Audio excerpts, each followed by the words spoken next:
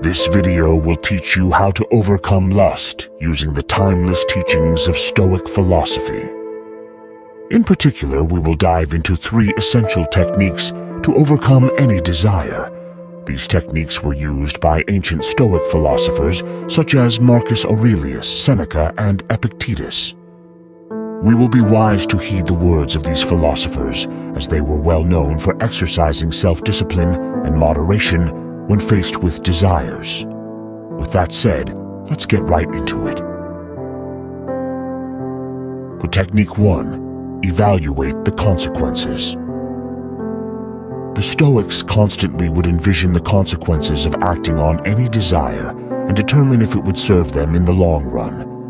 As Emperor of Rome, Marcus Aurelius would weigh what acting on each desire would mean for him as emperor and whether he would regret it in the future.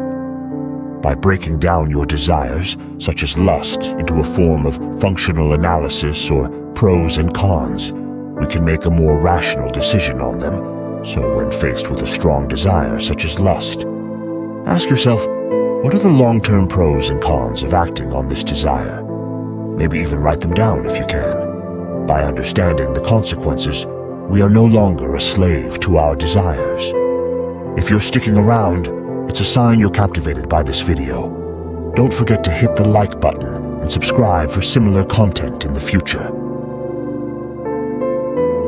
Technique 2. Break desires down. Marcus Aurelius provides us with the technique to break down our desires into elements that compose them, and in doing so, change our perspective on the desire and see it for what it truly is. For example, he would tell us that the finest wine was merely fermented grape juice, or that a fancy and highly craved Roman robe was just purple dye and wool from a sheep, and that roasted meat or ancient delicacies were just dead animals on a plate. Furthermore, he would also tell us that when it comes to the desire of lust, to break down sex as nothing more than the rubbing together of skin. Technique 3. Have a role model, the ideal sage. The Stoics were well known for contemplating the character of wise men that they admired. This contemplation would involve the Stoics asking themselves how Socrates or Zeno, the founder of Stoicism, would have acted when overcome with lust. The idea here is to imagine being watched by your mentors and acting accordingly as if you had to answer to them.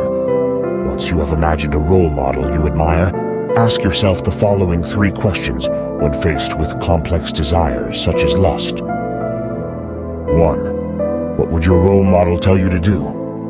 2. How would they have handled this desire themselves? 3. How would they respond to how you are handling the desire?